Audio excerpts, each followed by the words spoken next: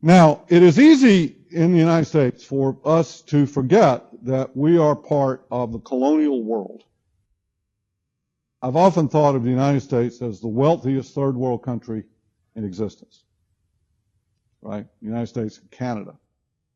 And I say that because we're still a developing nation. Atlanta was only begun in 1840s.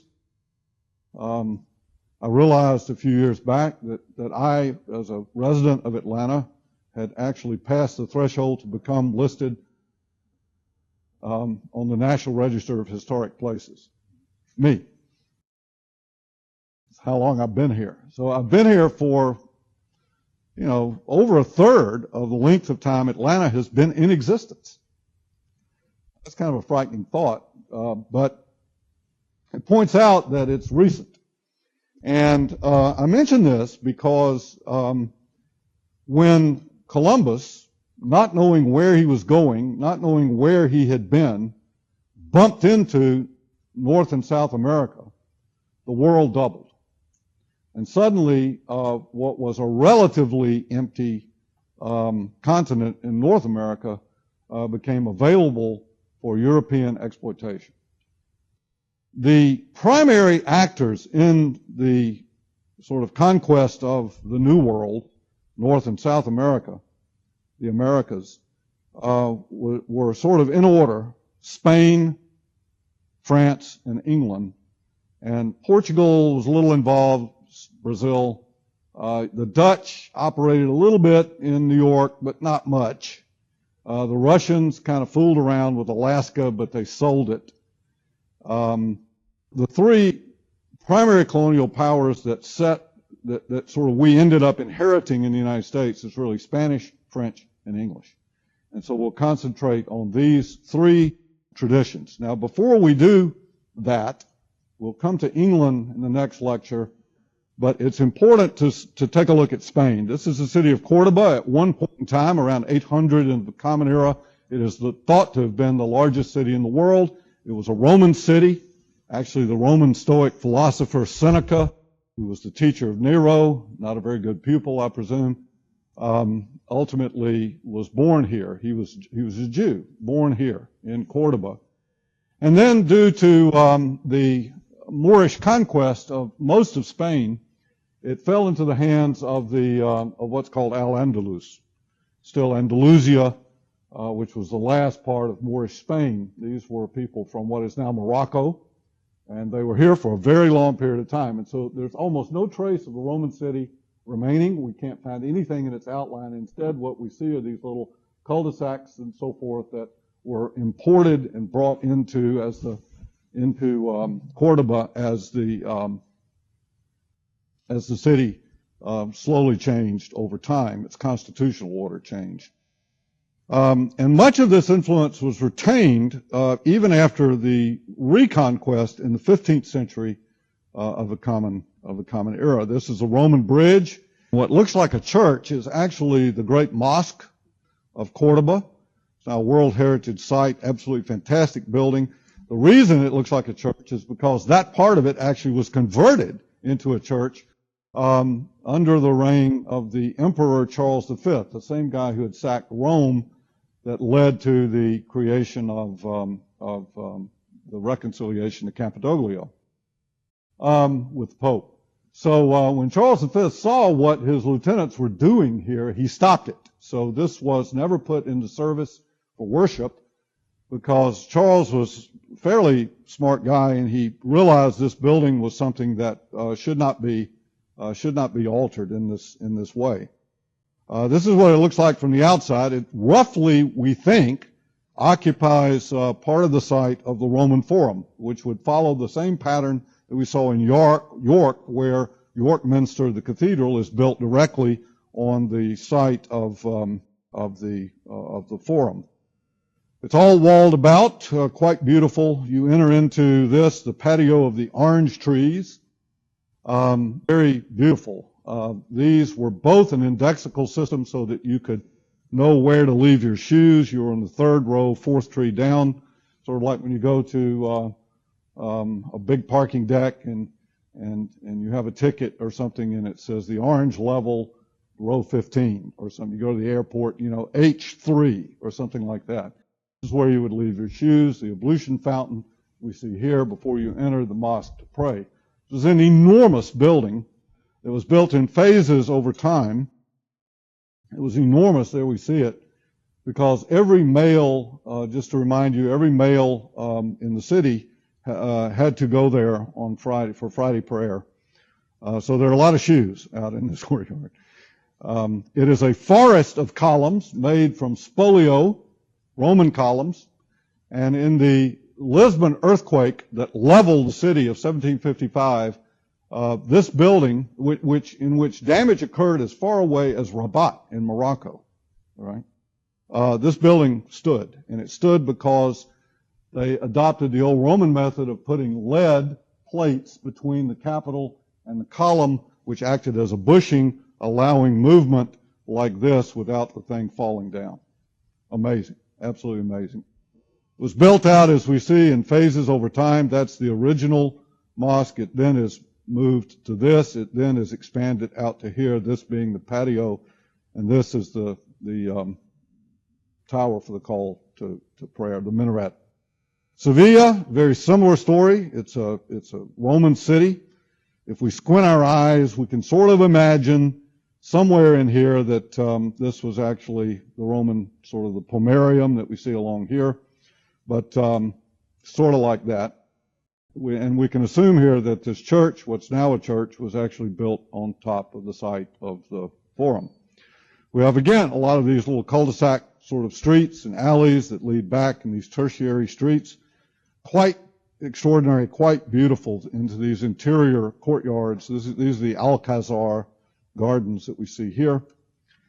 And then Madrid, which does not appear in literature until the late 10th century. It's a later city, it's not Roman. It was a burg. There was a fortified castle. It was built up here on the hill. And actually looking this way, and we can sort of squint our eyes and we can see right in here this sort of service town or burg that was actually built in association with it. It was later conquered by the Moorish invaders. It kind of flipped back and forth. It had quite a complex history. And it was not until Philip II in 1561 moved the imperial court to here that in fact Madrid became the official capital of Spain. If we look at this in some detail, we can outline more or less the site of the burg here, this red line that we see. But my focus is here on the Plaza Mayor. That's Mayor. In English, there would be a J instead of a Y, so it would be major, mayor, mayor, the mayor of the city, the major.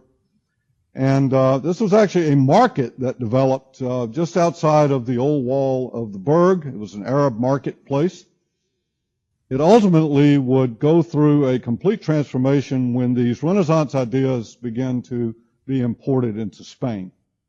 And I want to mention this because we see then how these ideas are taken from here and then inserted into the New World by law, actually, in North and South America. This is the Plaza Mayor as it sort of was initiated, as it's built out today, initiated in 1589, not completed until 1616. We have a statue in the center, very familiar to us by now, an equestrian statue. There we see it, almost as if it's been sort of cut out of the fabric of the city. Keep in mind that the city grew around it, so that the extent of the burg was sort of right in here. This was this sort of open field, like the Piazza del Campo in Siena. And the city then grew around this as it developed. The major building opening onto the plaza, now we're using the Spanish term for plaza, place, piazza, plaza, opening onto the plaza, is actually the Guild of the Bakers, who were, believe it or not, the most powerful guild at this point in time in all of Spain, because they had wrested the authority away from the crown to set the price of grain. I still can't believe they let them do that. That's sort of like having no controls over what a virtual monopoly, say Georgia Power, could charge you for electricity, right? no control at all.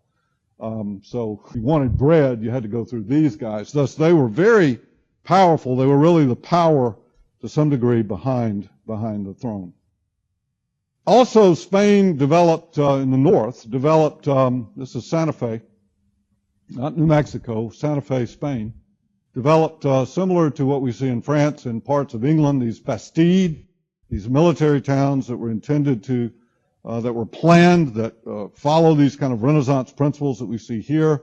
There you can see the core of it with this kind of central plaza and these four main streets, again following sort of Vitruvian principles to some degree. So these ideas are brought into the New World, and they're implanted in the New World, but seldom, it was far away from the home base, and so seldom did these things go as planned.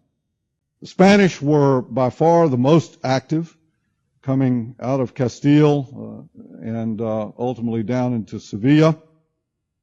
This crazy Italian navigator from Genoa who had visions telling him he could get to China on his deathbed. He finally admitted that he probably had not been to China. He thought maybe he had been to India. He had no idea where he was ever. And the amazing thing about it is that he did it 4 times, and he did it using dead reckoning. In other words, just following the sun. But even more remarkable is he made it back, right? I mean, that's the most remarkable thing. Across open ocean in 3 little boats. Well, why Spain? He had gone around all the courts of Europe trying to find financial backing for this voyage. Why trying to get to China? Because if you could get to China without having to go over the land routes, then you could control the silk trade. And if you controlled the silk trade, you had a huge economic advantage on your competitors, right? And who are the competitors? England, France, Italy, etc. The principates of Germany, the remnants of the old Holy Roman Empire. So there was also at this point in time, in 1453, a kind of the fall of Constantinople. Constantinople finally fell in 1453, which cut off the land routes. So Ferdinand and Isabella, the 4 kingdoms, came together to fight the Moors. They ultimately, this Reconquista that we see here, they came down, eventually pushing them back over to the port of Ceuta and into North Africa. And in the sort of fervor that had to do with the unification of these 4 kingdoms, the kingdom of Castile, kingdom of Aragon, kingdom of, I forget what that one was, but Portugal never came into the mix. And I'm sure Ferdinand and Isabella thought, this guy's crazy. But then at some point over dinner, they must have had a conversation that went something like this. Well, what's this going to actually cost us? I mean, it's probably not much more than, that wedding we paid for last week, right? And what if he's right? What if, in fact, he can get to China?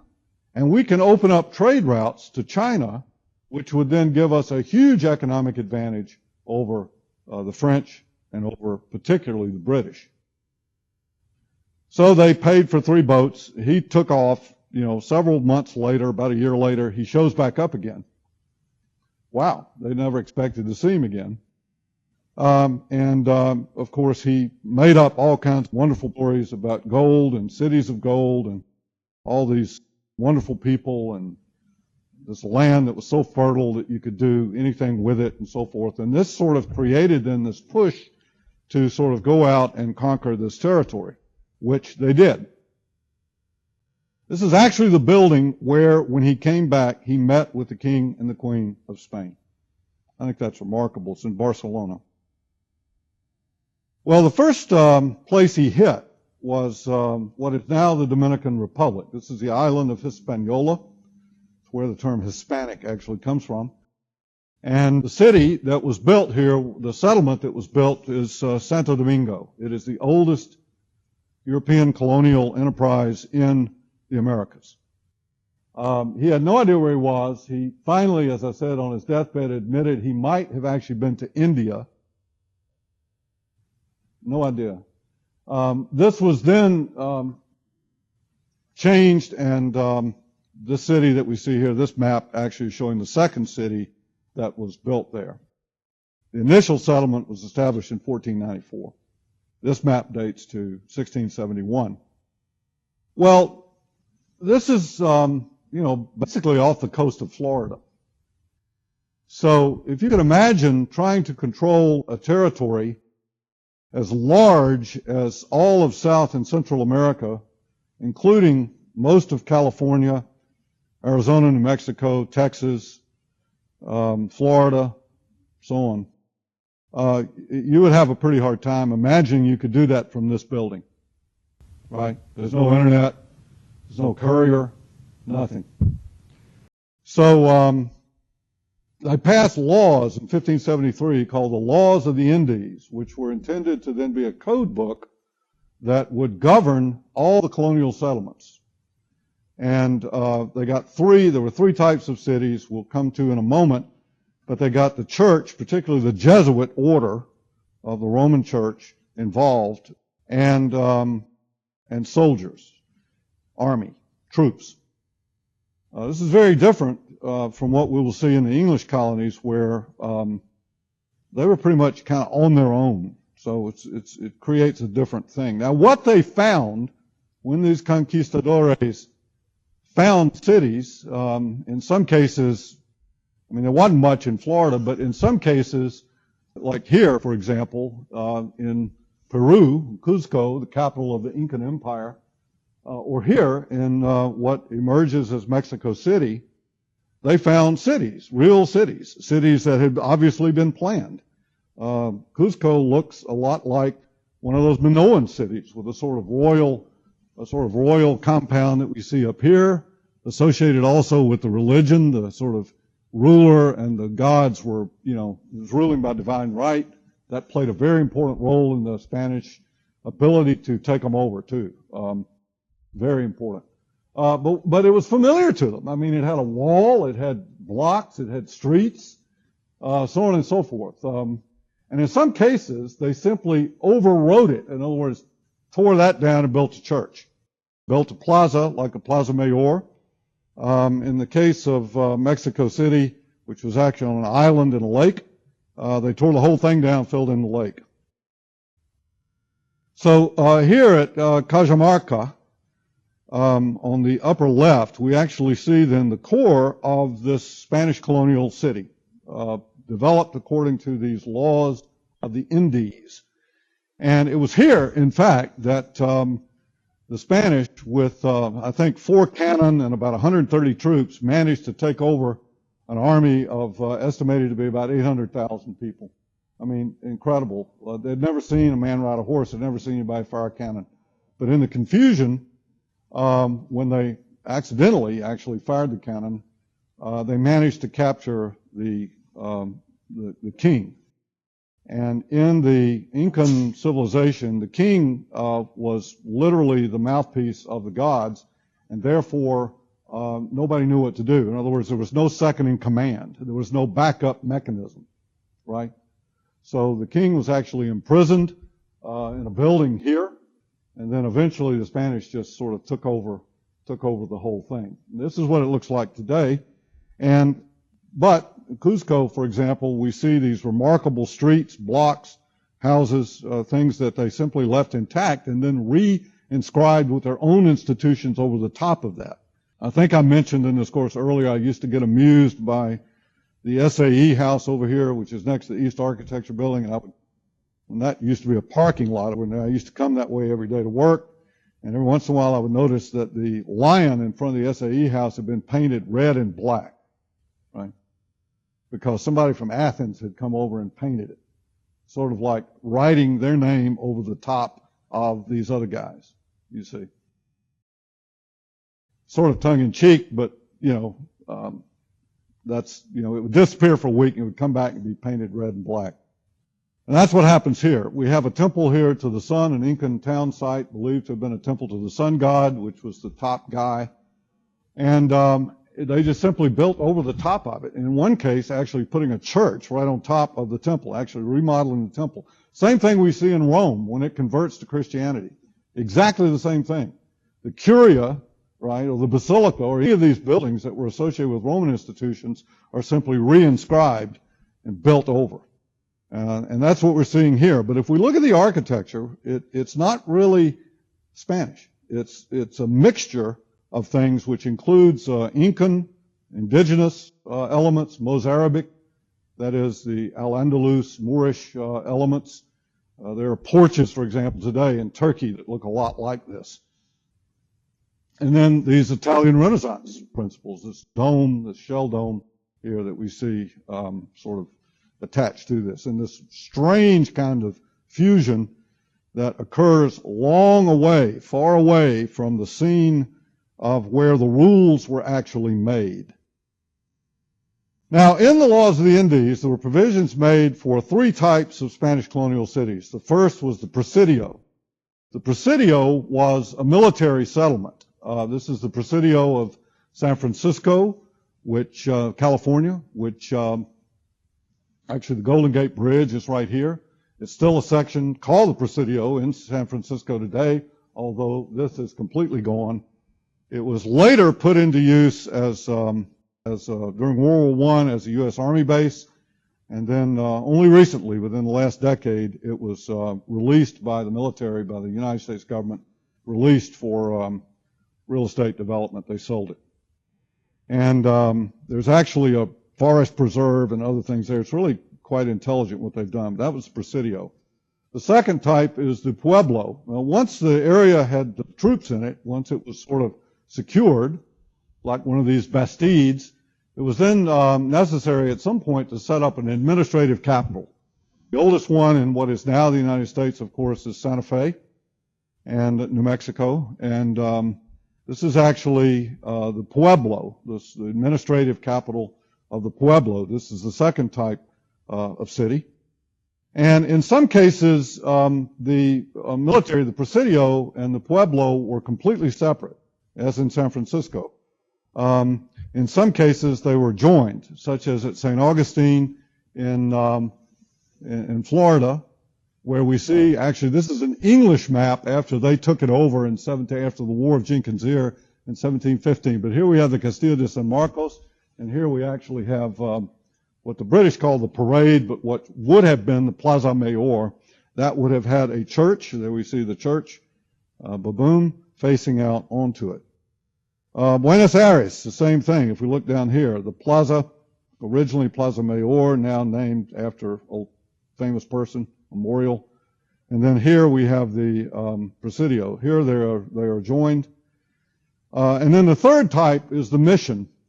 So the first type is military, presidio. The second type is the administrative capital, the residential part and so forth. That's the pueblo. And the third part is the mission. These were typically founded by the Jesuits. Their primary purpose was to convert the indigenous population to Christianity, one way or another. This is actually in Bolivia, San Jose, Bolivia, in 1573. This is a model of it that's actually, but the diagram is in the Morris book. Another one that's more familiar to us, a little closer to home, is in San Antonio, Texas, which is the mission of San Antonio de Valero, which served as a home for converted Indians and their Christian missionaries in the late 1700s. We are more familiar with its colloquial name, the Alamo, which played an important part in the War of Independence from Mexico that Texas fought in the 1830s. This is actually a map of the land use. It's pretty straightforward. You had a walled compound with the church and all the things associated with it, almost like a monastic compound with this large plaza, and then these kind of residential blocks that we see out here. So these are the three types: the pueblo, the presidio, and the mission. And in some cases, such as San Antonio, Texas, these are actually joined together eventually through a process of synoicism. Initially, there was the presidio of San Antonio de Bejar in 1718. The same year, the mission of San Antonio de Valero was built across the river, and then eventually by 1730, attached to the presidio, the wall came down and the pueblo was built. The plaza that we see here today is actually where the county courthouse is actually located. So it looks something like this, with the San Antonio River, which was a naturally flooding river, with the Presidio on the south end. This is actually, I'm sorry, north is to your left here. I'm sorry. So that would be what? The west end, and then the Mission actually here on the east end, just out of the flood zone. And then obviously, because there's communication back and forth, there's a kind of trail, there's a bridge built at some point across the river, and there's a sort of trail that develops and eventually will develop as the commercial street in the 18th century. This is actually the original plan with the church looking out on the Plaza Mayor that we see here of the Pueblo of San Antonio. And there we see how it's grafted onto the Presidio. The church is actually the red thing that we see down here. Eventually then, sort of vernacular town begins to develop outside the official confines of the Mission and outside the official confines of the Pueblo along the street where the bridge was ultimately built. Now, interestingly enough, two things here. One is, some of you are, is anybody here from San Antonio? No? Have anybody been to San Antonio? You know the famous river walk? Okay. Well, that's the original river.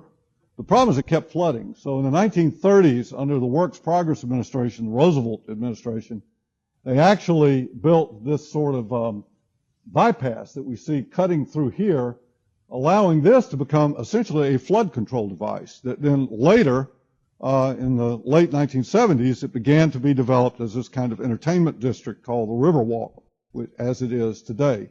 So here we look at a modern map, and we can see here the Mission that we see up here. There it is. And we see the church right down here, which is here. And then we see the Bexar County courthouse, Behar County courthouse that we see here that was built in the 19th century. This is what the Mission looked like. And then the plaza that we see around it, the Crockett Hotel, this department store, there's Woolworths across the street, now gone. But this more or less conforms to the wall of the Mission. The church itself is directly 90 degrees to the left in this photograph. There we actually see part of that wall that is right down where the red arrow is pointing. And then the Riverwalk itself. The French colonial enterprise is a little bit different, although eventually it will sort of morph into something that resembles the Spanish colonial enterprise. The third major group, the British, the English colonies are entirely different, and we will focus on those in greater detail both today and in the next lecture on Monday. So today I want to talk about the French colonial enterprise in the New World. They're operating, there's an aspect of this that has a lot to do with sort of pure just competition, economic competition.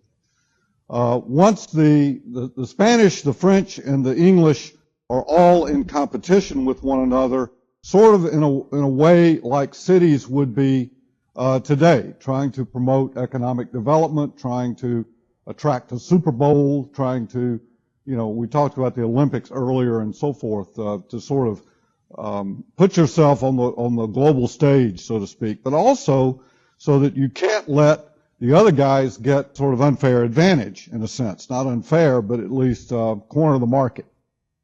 And so the French got into the act, but they got into the act late. And by that I mean that the original French settlements were actually not crown controlled. They were fishermen, following the very rich North Atlantic schools of fish, primarily cod, mostly off the northern coast of France.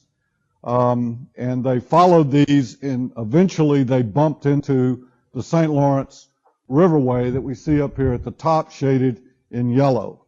Following that huge sort of mouth of that river, eventually you come to the Great Lakes. And if you skip over a small amount of land about where Chicago is now on the shore of Lake Michigan there, you'll hit the Mississippi. And once you hit the Mississippi, it's a straight shot to the Gulf of Mexico. Originally, these fishermen simply set up summer camps. And since the winters are very, very, very harsh in what is now Canada and upstate New York and Maine and Newfoundland and these places, they actually would pack up and leave when the weather got bad, only to return the next year. There was obviously at some point, as the fishing proved to be economically viable, there was a point where the infrastructure required to set up these camps and break these camps became substantial. And so they began to settle permanently, and they intermarried with the indigenous population. It was only later that the French, around 1700, that the French crown would actually get involved, sort of trying to establish then permanent settlements in which these traditional forms of authority, the state, the church, and so forth would actually come into the picture. The theory was that if you could control, or it's difficult for us to imagine this, but they didn't know you couldn't make a map like this in 1700. It's fascinating if you go to the Villa Farnese at Caprarola in Tuscany today. There's a huge sort of ballroom salon that is called the Map Room because it's a map of the world. And the Farneses were a very powerful, wealthy family. Several of them became popes and so forth. And it's a fascinating room to look at these maps. One is it's clear they thought they were the masters of the universe. But second, there are certain things on these maps that don't exist, like Australia doesn't exist because nobody had run into it. Now, clearly there were people living there. They knew it was there, right? But let's just say that the Italians or the French or the Spanish or these European courts were not aware of it. And to look at maps of North America in particular, because actually South America, ironically, was settled from the west to the east. They came into here and down the coast and then across into what is Argentina. Portugal settled Brazil from the east coast, but in other words, they could sort of map the coastline of South America. But North America in particular, the area from sort of about where it says Jesuit Mission West up towards Santa Fe is just really vague. You know, Florida's really big. The Great Lakes are about, in scale, 30 miles from Florida, you know. I mean, they sort of didn't know what was out there. And so the idea was that if you could control the interior of this landmass, you then would have an advantage. And so if you could build colonies here that would go up the Mississippi and all the way out to the ocean here, then you basically had secured the entire continent. This proved not to be sustainable, and eventually the land was sold to the fledgling government of the United States at the end of the beginning of the 19th century in 1803, I believe, somewhere along in there. The English came in later. Actually, they were earlier than 1700, came in here at 1620 at Jamestown and 1630 in New England. But the English colonies were entirely different because, remember, in 1630, they had cut the head off their king. There was not a sort of the Reformation of the church, the separation from Rome. All of these things had already happened. And so the result was that the English colonies are really quite different than either the Spanish or the French. And that becomes actually important in keeping in mind that though we are speaking English now, so in North America, that was sort of the European cultural influence that sort of won out, so to speak. We inherit all three of these traditions. And to this, I want to add a fourth. I don't want to get too involved in the African slave trade, but it really begins in 1704. And it ends in 1833. But there is an infusion of African culture in the Americas that is simply absent in the old world. I mean, it's just absent.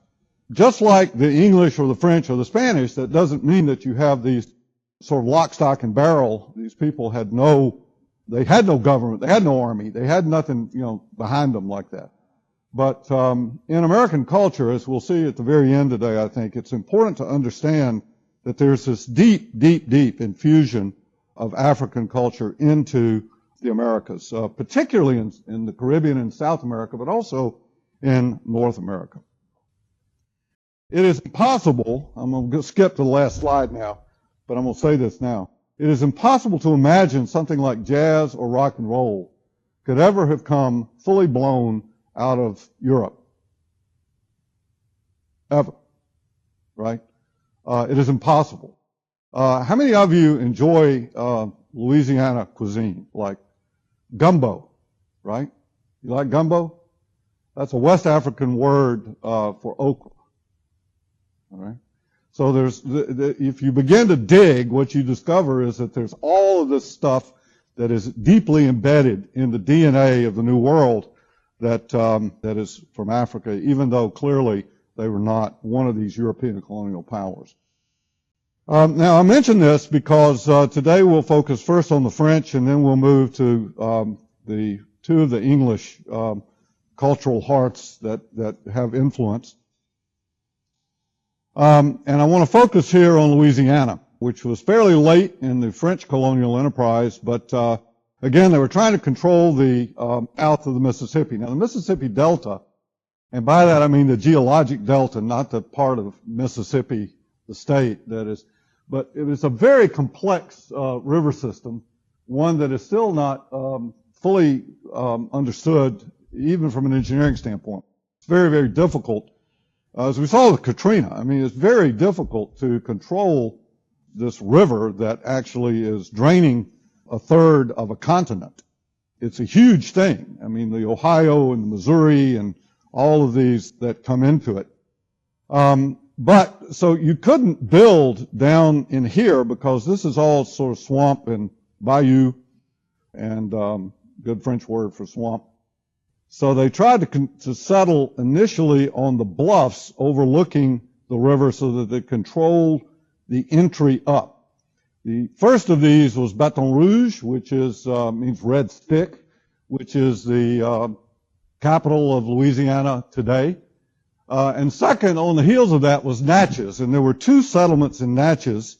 It takes its name from the indigenous population that lived there, who burned the first settlement to the ground, and then ultimately a second one was built slightly upriver, I mean a few hundred yards upriver on a bluff overlooking the Mississippi. And then with those two in place, they were then able to secure the actual entry point here between Lake Pontchartrain and the river, and that would be Nouvelle Orleans, or New Orleans. Now, interestingly enough, New Orleans was laid out in 1717 by a man who was 22 years old. His commanding officer in the French army had died, and he was a lieutenant in his first commission, and his name was Bienville, which in French means Bienville, which means good town. I think that's great. Good town. That was his name. And Bienville laid out New Orleans. Now, when you look at New Orleans or St. Louis or Des Moines or any of these French colonial enterprises, you will see a remarkable resemblance to the Spanish. Is this because the French were also subject to the Spanish law of the Indies? No. Why do you think they would bear a remarkable similarity? They're both based on the same precedents, those ideas that had come up out of the Italian Renaissance, these treatises on the ideal city. In other words, they were all reading the same books. That's very important.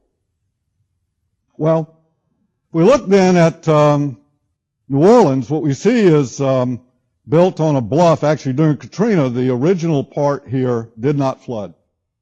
It's on a very, very low-lying bluff, and because of natural sedimentation and the foolishness of the U.S. Army Corps of Engineers, who in the 19th century began to construct levees to try to control the flooding, the problem is that the bottom of the river is now higher than the city. So if you're in New Orleans, you actually have to pump all of your stormwater, for example, up and out into the river because the river is actually higher than the city. This is a major problem. And sooner or later, that river is going to win out. I don't know when, but it will, because it always has. So if we look at this, what we see then are the first feature is this, which is a canal that was intended to be constructed that would provide a connection between Lake Pontchartrain and the Mississippi, so that in case the Spanish or the English or heaven knows somebody else came up the river with gunboats blazing, they sort of had a backdoor exit out to Lake Pontchartrain. This canal was never built, but a huge street would be constructed in its alignment here, which is still there, called Canal Street. Very, very wide street. The second then is that there's a fort that's constructed here on the downriver side, so that if you're coming up river this way, you could secure it down at this end. The markets then develop right in here. The central feature is this Place d'Armes, Plaza Mayor in the Spanish, but in French, Place d'Armes, which was this sort of place that we see here with the Church of St. Louis at the head of it. And then here, the sort of things associated with the church. This is actually the jail and the administrative headquarters. And then over here, things that were associated with the church. And then markets that were built along down in here. Regularized blocks that we see using the, at the time, the French equivalent of the old Roman system. Now let me pause for a moment and talk about measure, because the metric system, which the whole world, except the United States, is on, is a product of the French Revolution, because it's based on the base 10 divisions of the circumference of the earth. Now, what are feet and inches based on? Body parts, right? See that foot right there? That's exactly one English foot. Roman foot was 11.87 inches. That's smaller feet, I guess. But it was based on body parts. And if you go back and read a lot of Roman literature, you'll see references to things, to terms like the foot of Drusus, right? So in the French Revolution, they changed it to the metric system to it's a shift in authority. The earth, circumference of the earth becomes the authority, not the body of the king. Follow me? All right.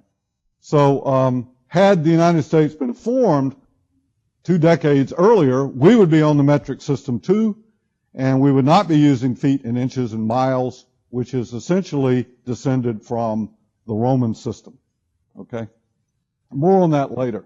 But it's significant because this is laid out on the French equivalent to feet and inches, and that is the toise, T-O-I-S-E.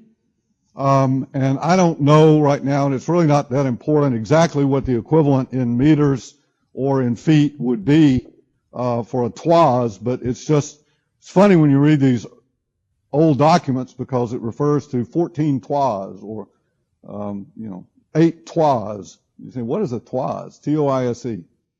So this was laid out then in these kind of square blocks. Now let me say, for the urban design students in here in particular, square blocks are very difficult to deal with. And you'll notice they had problems with it. They had problems because they had to insert another block in the middle here, lots in the middle. They could have let these go all the way through. And we'll see in Savannah how, based on that system that developed in London of the terrace house and the mews, how the insertion of the alley made a big difference in how the city evolved and developed economically over time within the colonial framework that was laid down in 1733. But here they did not have alleys. They actually created this, they inserted these lots into the center of that, and ultimately that can create problems over time because it sort of shortchanges this. I mean, to do anything with this block, to build this building, for example, you would have to acquire this property, and it sort of creates a lot of problems. Plus, even if you don't need that lot, you end up then, what does that lot become, right? Because the dimensions of it are such that it limits the building types that can go in there, right? That's a sort of principal thing. So blocks that are biased in one direction dimensionally generally are better than blocks that are square. And that's sort of a universal rule, okay, for everybody every architect, every urban designer, every city planner in existence. So while this resembles the laws of the Indies, in fact, it's coming from the same sources, but not subject to the laws of the Indies. Well, over time, as I said, the canal was never built, and this broad street in the part that was originally the French colonial part, today known as the French Quarter or the Vieux Carré, separated here from what is now called the American sector, still to this day. After the Louisiana Purchase, Louisiana came into the possession, all the French colonial stuff all the way up to the Great Lakes became part of the fledgling United States, became territory attached to the United States, and thus this is still referred to today as the American sector. And if we look at that, we can see then Canal Street here going back to Rampart Street over here and Basin Street that we see here. Originally, again, this was intended to be a canal that would open up to Lake Pontchartrain to provide a sort of backdoor escape route in case of attack. Eventually, as the United States began to grow in the 19th century, and New Orleans became a very important port for obvious reasons, you began to get these additions that were added on, sort of suburbs that were added on following the river. And you'll notice here the sort of interesting adherence to these. Here they've gone away from the square block, and now you've got a block that's clearly biased in this direction rather than that direction, and that's interesting. More on that when we come to Manhattan. And you'll see these kind of peculiarities where ultimately the river is curving, and so this is rotated around. And when we come to Atlanta at the very end, we'll talk about some similar things, not following the river, but following the railroad lines, following the railroad tracks, which is why downtown Atlanta has all these rotated grids. Well, here is the Place d'Armes today, and the Église Saint-Louis, and our statue of our friend Marcus Aurelius, who is now actually Andrew Jackson, guy on the $20 bill, for those of you who don't know. And he was involved in the War of 1812 with the British, and even though the war was over, there was a battle that was fought here, the Battle of New Orleans, and ultimately the Americans won, although the war was already over. The treaty had been signed. They just didn't have email and so forth at the time.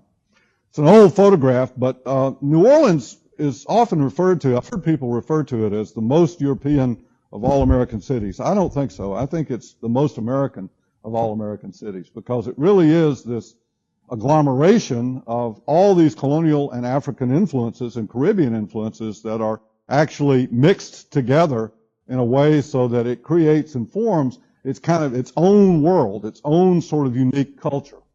So we have this Georgian British architecture, we have French colonial architecture, we have Spanish colonial architecture as well, because it actually was part of New Spain for several decades, actually, and for a long time. And it actually has a lot of Spanish colonial influence in it as well. The housing is really of two types. The first is this sort of French colonial type that we see here, this kind of single-family house opening directly to the street. This overhang, this little detail right here, together with this sort of second porch that we see here. Actually, Richard Dozier at Tuskegee, who's dean at Tuskegee, wrote an article when he was at Yale on the West African influence on this, in the colonial French architecture in the Mississippi Delta. And I think he's right. I think this is actually has some African influence built into it. Now, I'm not saying this to be politically correct. Let me just, again, a sidebar. Down on the coast of Georgia, anybody here from Brunswick, Savannah, Brunswick? You know what tabby is? All right. Tabby is all over from Jacksonville north to South Carolina. It is concrete. What? It's concrete. There isn't any concrete anywhere in Europe except for the Dome of the Pantheon, because by the 7th century, they had forgotten how to make concrete. But there it is, going back to the 18th century on the Georgia coast. What's it doing there? How did it get there? Well, we don't know. But we can attack that question a number of ways. I wrote a paper on this. So.